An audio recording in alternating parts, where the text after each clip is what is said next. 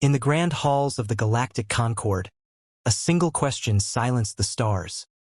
What is Earth's apex predator? They expected an answer. A beast from the oceans, a hunter from the forests, something they could measure, something they could fear at a distance. But the human just smiled and pointed at himself. And in that moment, the galaxy learned a truth it was never meant to know. You've been asking the wrong question, the question that started it all. The Galactic Council Chamber was a cathedral of light and steel, its high vaults humming with the faint resonance of a dozen alien tongues. Representatives from across the spiral arms gathered here, towering insectoids from Vraxis, gelatinous scholars from the Atluan pools, crystalline diplomats who sang in ultraviolet. Every species had its place, its hierarchy, its role in the vast machine of interstellar politics. Today's session, however, wasn't meant to be political. It was supposed to be educational. The Council had invited the newest member species, humanity, to a cultural exchange. Earth's first official representative to the galaxy, Commander Elias Kane, stood at the center of the chamber. He was unarmored, unarmed, and vastly outnumbered by beings who could crush him physically without breaking a sweat. But Kane didn't look nervous. The Council's lead facilitator, a towering, six-limbed diplomat from the Pellerin Clade, leaned forward from his podium. His multifaceted eyes glittered in the starlight pouring from the ceiling's hollow display. Commander Kane, the facilitator began in a tone halfway between curiosity and condescension. The Council maintains records of every apex predator in known space. It is our way of understanding the threats that have shaped a species' evolution. The Kroth, for instance, once battled the iron-fanged Night Stalkers of their homeworld. The Vraxis overcame the Dune Maulers. The Ashari survived the Void Skimmers. Such predators define what a species fears and what it respects. A ripple of agreement spread through the assembly. The facilitator tilted his head. So tell us, what is Earth's apex predator? Which creature has forced your kind to evolve into what you are? The translator drones hummed. Every alien ear in the chamber turned toward Kane. He smiled, slowly, almost dangerously. Then he raised a hand and pointed directly at himself. For a heartbeat, the chamber was silent. The Vraxis delegates' mandibles clicked in disbelief. You misunderstand the question.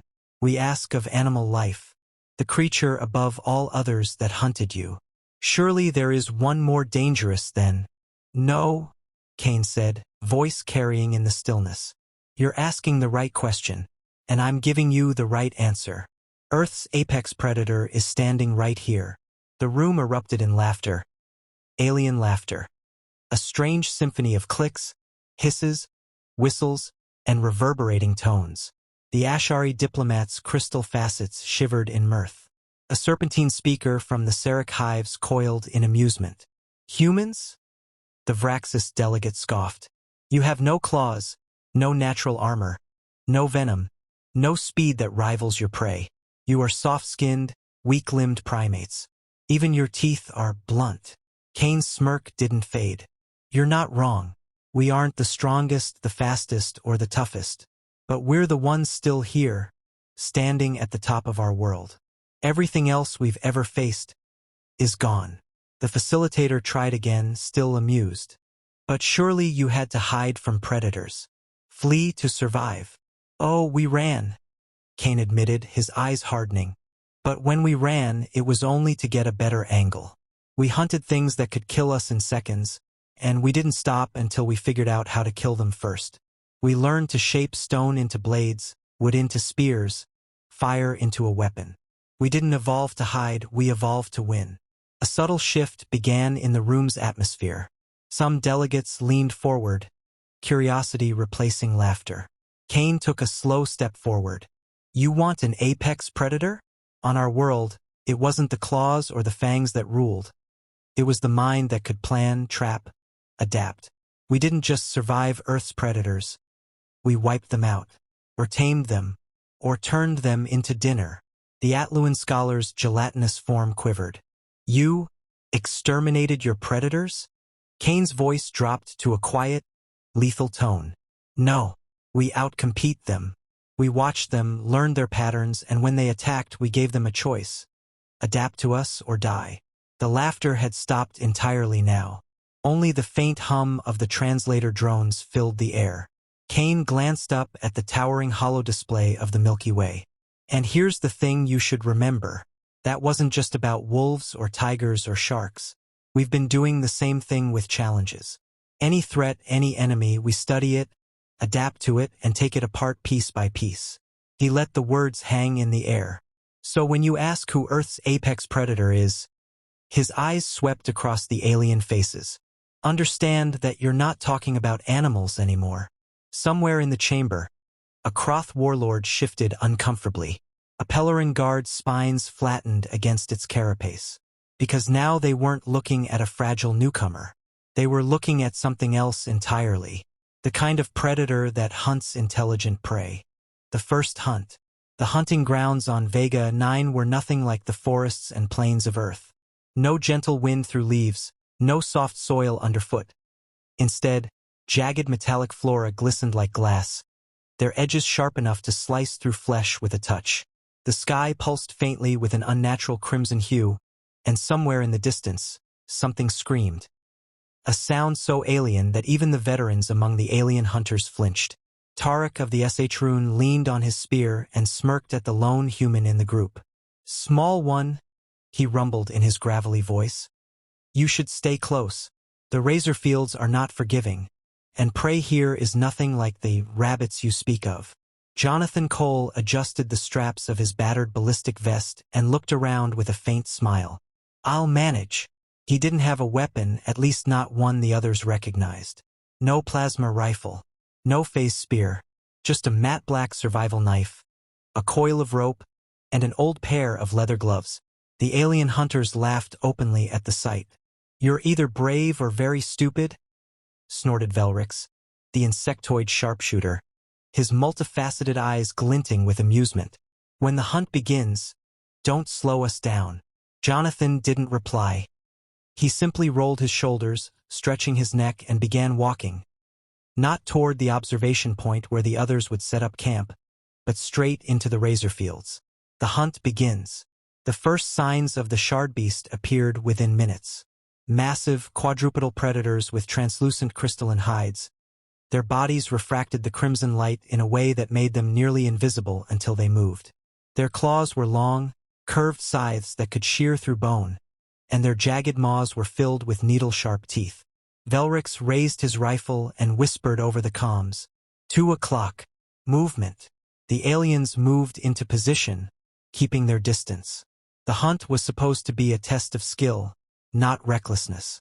But Jonathan? He did the opposite, moving toward the sound. From the ridge above, Tarek shook his head. "The human is going to die." But the human didn't die. Jonathan crouched low, running his fingers over the metallic soil, then rubbing it between his palms. He scanned the ground for fractures in the shard glass and followed them like tracks in the snow. His movements were deliberate, patient, like a predator stalking prey it already knew.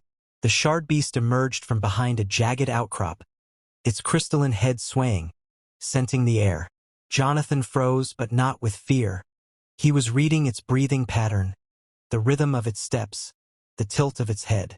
Then he moved. No energy blasts, no thrown weapons.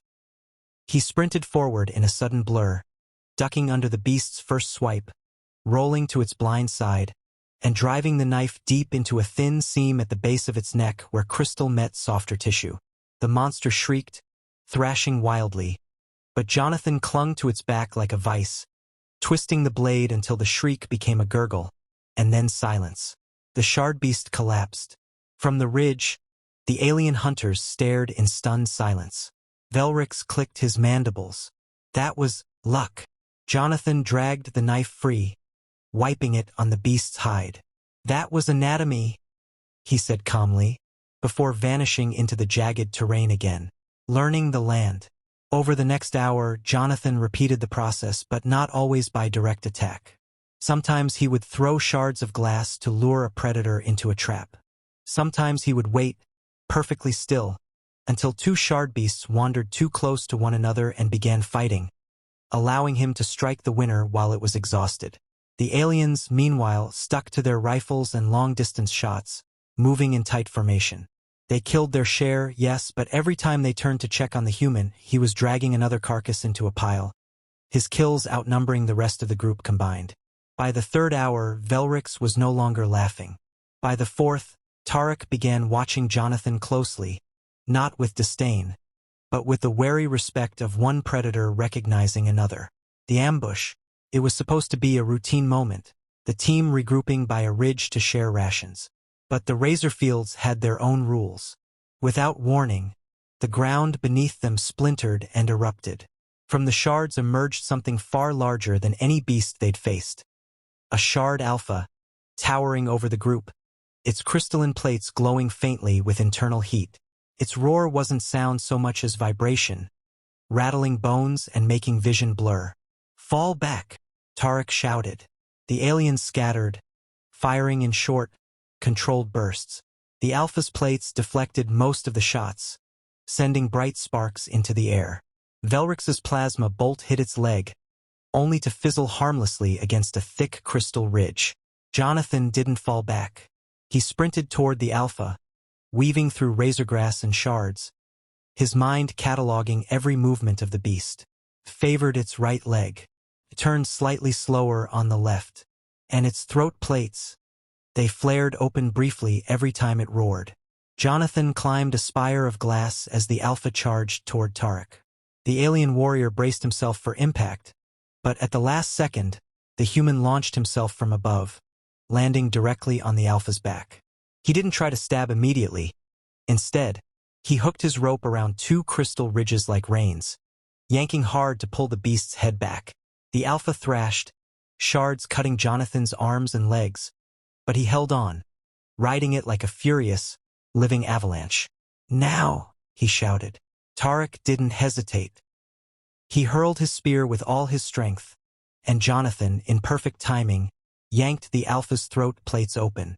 The spear drove straight through, piercing deep into the softer tissue beneath. The Alpha shuddered, staggered, and fell still. Recognition. The silence afterward was heavy. Velrix stepped forward slowly, his insectoid face unreadable.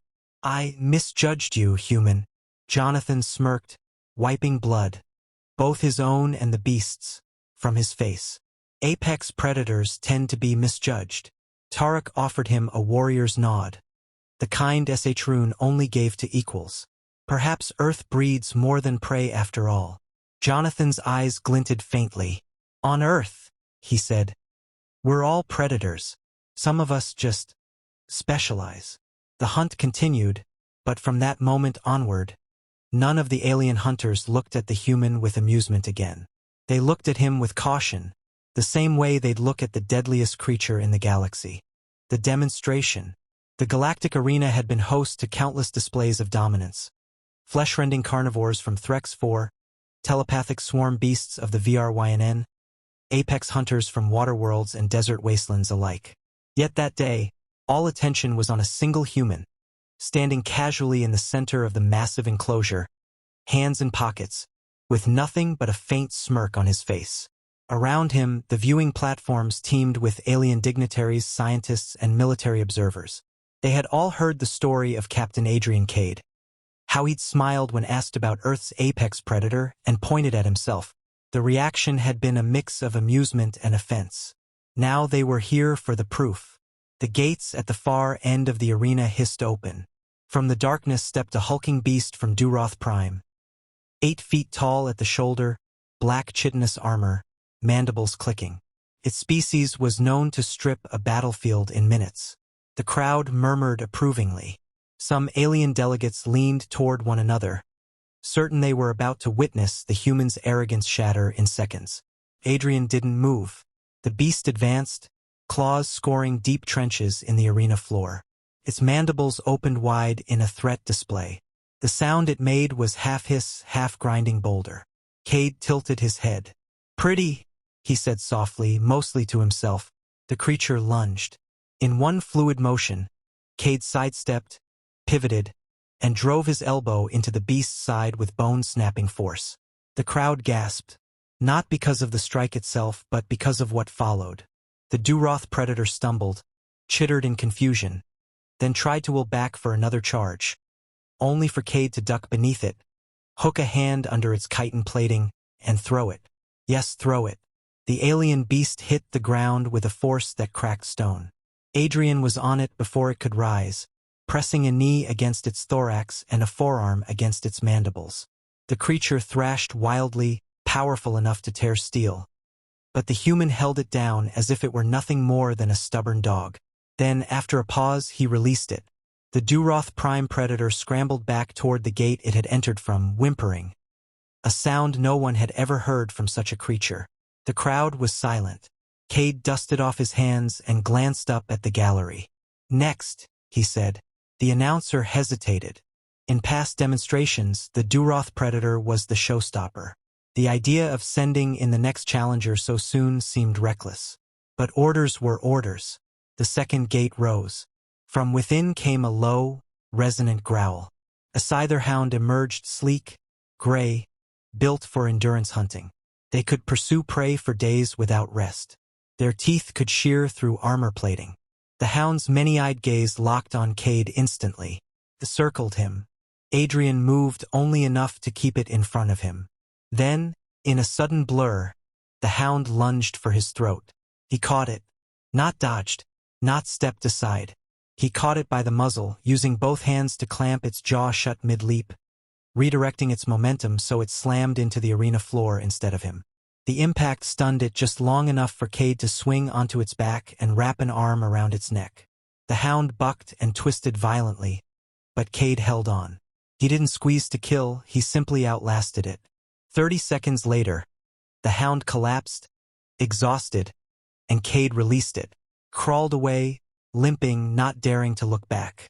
From the viewing platform, a small, fur-covered alien delegate whispered, That was not dominance. That was control. Mercy. Another hissed back.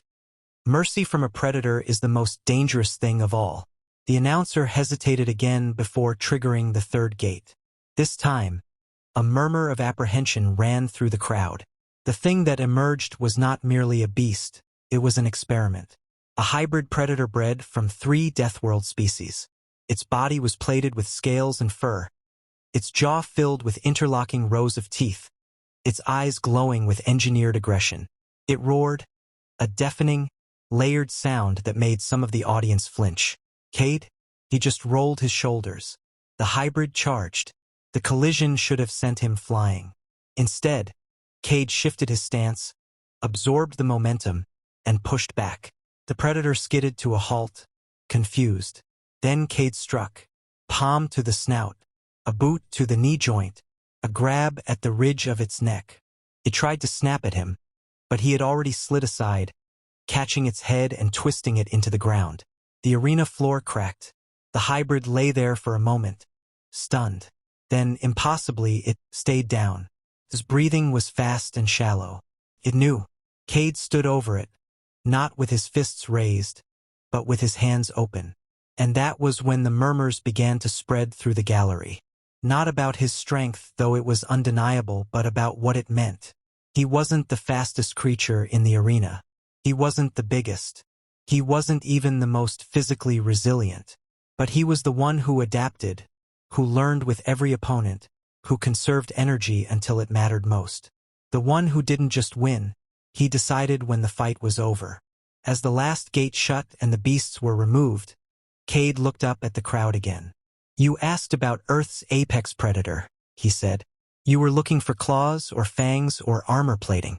You were looking for the wrong things." He pointed at his temple. "It's this, and the will to use it." Silence filled the arena for several long seconds before the first alien applauded, hesitant, but genuine. Others followed. Soon, the sound became a strange, uneven roar of approval and fear, because they all realized something. They hadn't just seen a demonstration. They had seen a warning.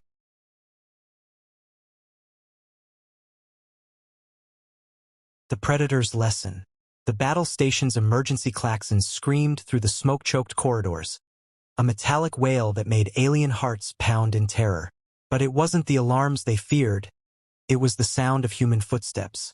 Sergeant Cole moved like a shadow in the chaos, helmet visor down, HUD tracking every heat signature in the next room.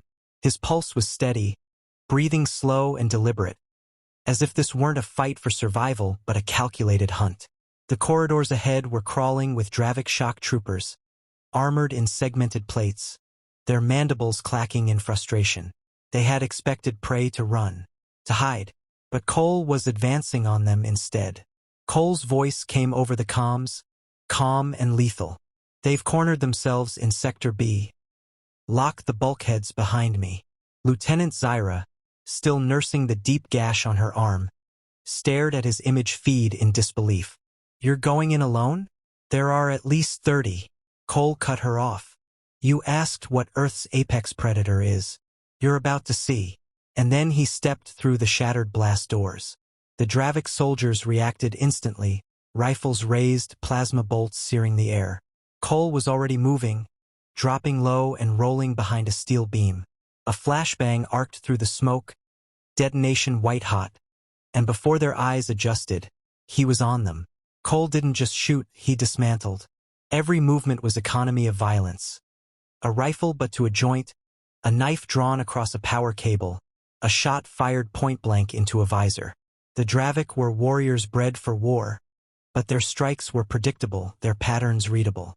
Cole's were not. He fought like a creature that had survived 1,000 evolutionary arms races.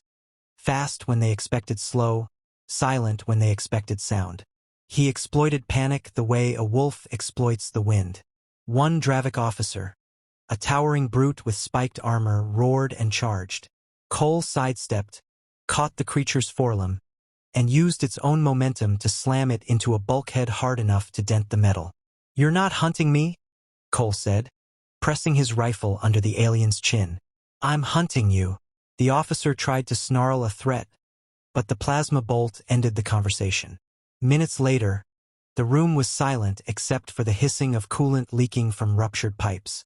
The entire Dravik unit lay scattered, weapons cooling beside their bodies. Cole stepped out of the smoke, armor scarred but unbroken, visor reflecting the emergency lights. He keyed his comm. Sector B clear. On the command deck, the Allied crew stared at the feed. None of them spoke. Zyra finally broke the silence. You didn't just fight them. You unmade them. Cole shrugged. That's the thing about predators. We don't fight for glory. We fight to survive. And survival makes you creative.